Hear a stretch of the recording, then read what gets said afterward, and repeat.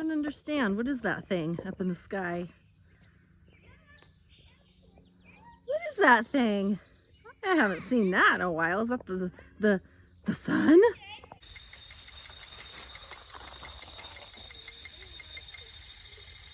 Okay, hi. So my husband got our kids an awesome bubble machine, and I wanted to, oh, that looks so cool. Anyway, I wanted to give you all my, thank you. He's adorning me with this video with bubbles. It looks awesome. But they're gonna play bubbles, and I'm gonna show you a little tour of our garden and the chickens, but mainly the garden. The sun is out, it's unbelievable, and I'm gonna head up here. Thanks, that was awesome. That was pretty cool. So actually, you know what? I need my bonnet because it's gonna be sunny. Okay, I'm actually in the garden now. It's hard for me to concentrate with my kids down there. Oh my gosh, those bubbles were so much fun. But I wanted to come up here and just talk about gardening in the Pacific Northwest this year. It has been a challenge. And let's see if I can look at these fox. I just want to feature the foxgloves a little bit more, because that's like the prettiest part about this place right now.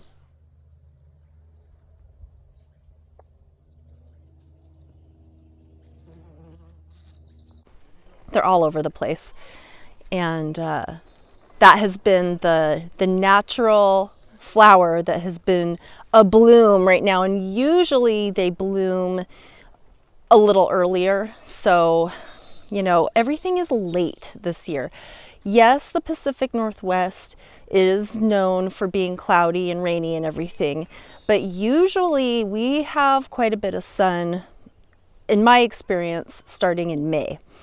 And we have just not had it this year. It has been cold and rainy, and it was a terrible year for me to start really pushing to grow tomatoes and peppers and starting them inside and transporting them outside to just the little greenhouses. What I was doing every single day, I did this, and I was like, well, it's gonna get warmer, it's gonna get warmer. And it just never, or I shouldn't say never, it's warm today. But yeah, I've been kind of putting in way more effort into this garden than I am getting in return this year. So I want to kind of give a little homage to Almost Homestead channel. Almost Homestead, if you're not subscribed, you should be. They're a great homesteading channel in the Pacific Northwest.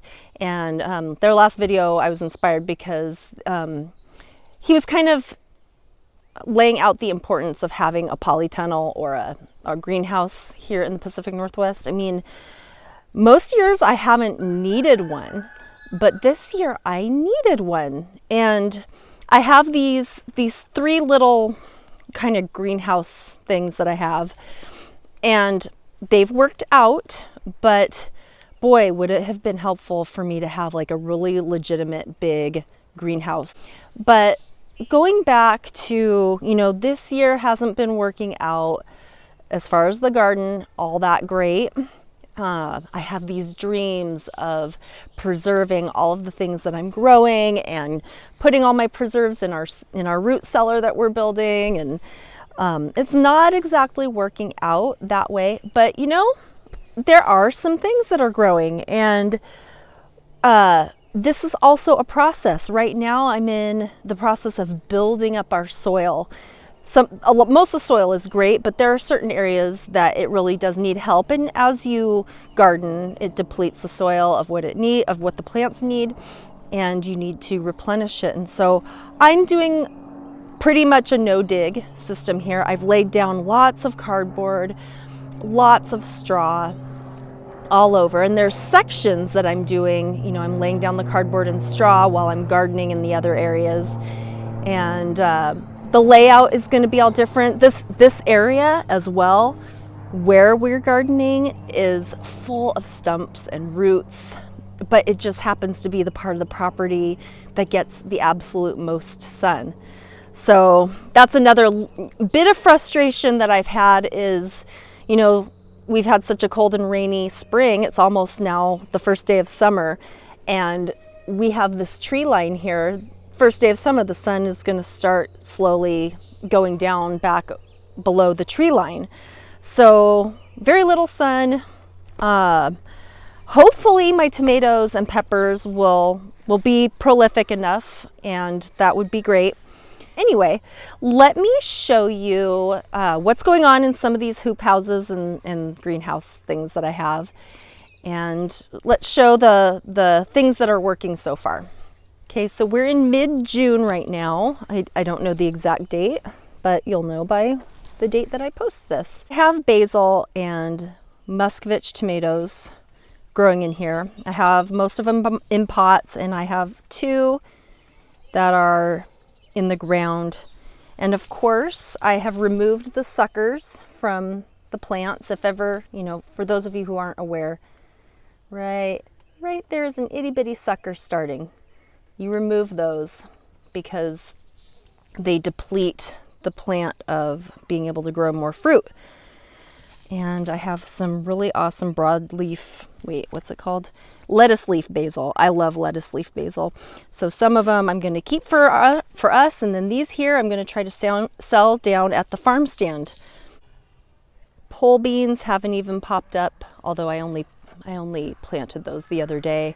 I've got some parsnips and carrots over here. Lots of volunteer potatoes that I'm just gonna, I'll let them grow.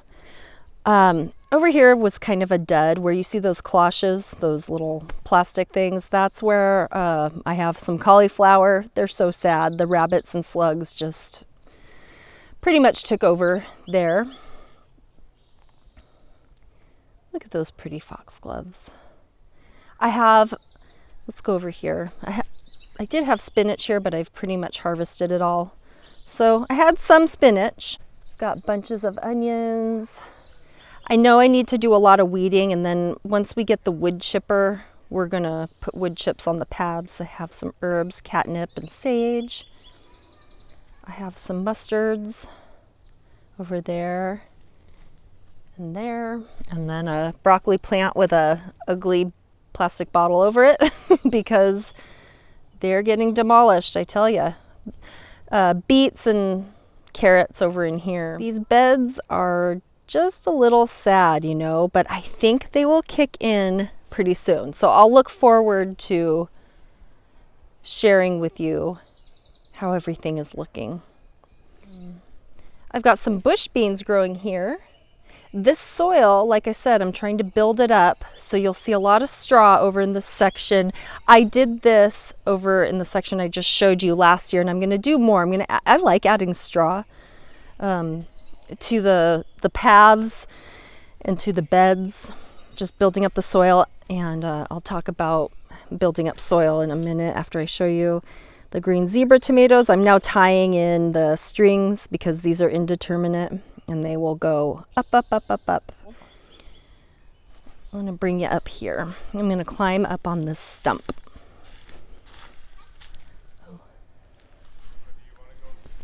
All right, so let's get up here. Here's the lower part of the garden where I have dahlias, some more cabbage that the rabbits got to, my gladiolas, flowers. There's the gate to get in, and potato patch down there. Potatoes are doing great. Roses, and the little greenhouse down there. And my sunflowers, they're still really tiny, so we'll see. Let's get down. Like I said, I'm building up my compost as much as possible because I don't want to buy topsoil. So I have all these composting stations. This is a new one I built today, and I have another one at the other end of the garden, and I have another one down by the chicken coop. So I do not want to be in a position next year where I have to buy any topsoil at all, or potting mix. I want to make my own potting mix, my own soil. I don't want to be buying that stuff. I want to show you something about laying cardboard down. This section last year, the soil was not great. It was kind of like a clay well, you can kind of see, I mean, it's not bad. It's actually good. But also, you know, most garden soil needs amending. And what I did was I laid cardboard down and put straw over. And I don't know if it will show, but this soil is outstanding. I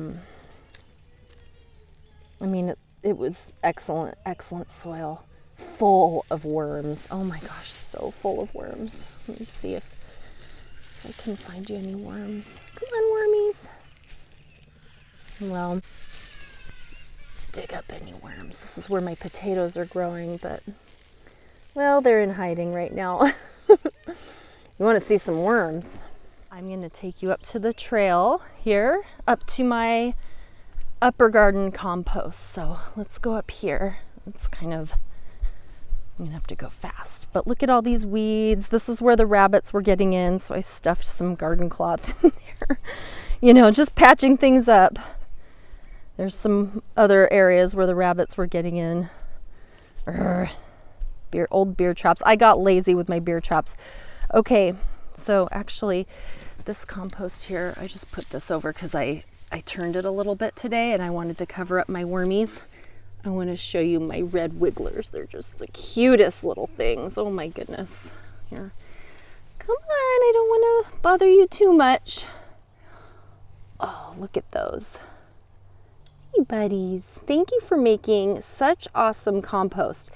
Oops. Sorry everybody. See, I'm bothering them. Sorry. I'll put you back. There's an old rotten banana in there and some coffee grounds, so I'm going to let them feast on that. Just kind of covering this up to give them some shade and like a little a covering there, and I'll convert that over to my next pile. Okay, let's go to the little tiny greenhouse. I've been going barefoot today because why not? Been wearing boots for so long. Hi everybody. Okay, very, very tragic news. We lost a chicken. So, well, that's gonna be for my next video. I'm gonna talk about it. I don't wanna talk about it right now. I'm still upset. Really quick, this is my squash area. So we have the chickens over there. And over here is my squash garden. Deer and rabbits don't bother it, so I don't need it fenced in. But I just wanna brag a little bit. This area looked like that a few months ago. And we basically, we weed whacked, and I came in with a shovel, and then this, where I'm standing right here, this is essentially a hugelkultur bed. They're right underneath us is, we're actually not on really that solid ground, because underneath us is a very uneven area with stumps that are rotten, and so I covered all that with cardboard, and I hauled just several loads of dirt from down the hill and covered it. And so now this is part of the garden that's expanded, and this is an area I'm building up now to have just potted plants over in this area, and it's outside the fence at this point. Okay, well right now we're in the smallest greenhouse. I'll try to get situated here. I have this Anaheim pepper is my biggest pepper that I started this year, and I have some eggplant here. I need to water these guys. So I have a few of those that are getting big, and then I have a bunch of little tiny ones. I have tons of pepper plants. I mean, these these are all plants that I'm planning to sell down at the road. These pepper plants. My placenta came in this tray when I gave birth to my son. They were like, "Do you want your placenta?" And I was like, "Sure." It's planted under a hydrangea bush. I didn't really know what to do with it, but I thought that was just kind of funny. And then this, oh geez, probably not a good idea. More pepper plants. So I am trying to establish myself as the tomato and pepper woman of my road. And hopefully it'll work out okay this year, but we'll see with our short growing season. Anyway, so this is where they live, is in this little pepper house, and I need to pot some of these in bigger pots. What time do I have to do that? Not much. I try to fit it in whenever I can, but it's working out. It's a blessing that we're able to grow what we are growing, and I can't complain, that's for sure. I think that's all I have for now. Let's close out down by some foxgloves, shall we?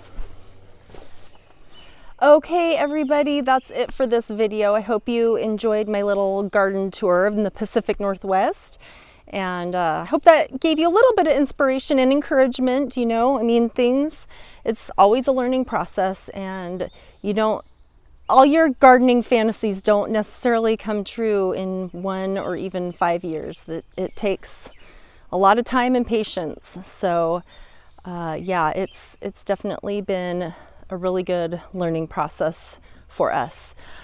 If you are interested in seeing more of what we do around here, check me out on my website, Allegra Rose Brown. You can see my art, and you can follow me on all the social media that way. And yeah, thanks for joining, and I'll see you in the next video. Have a good one. Bye-bye.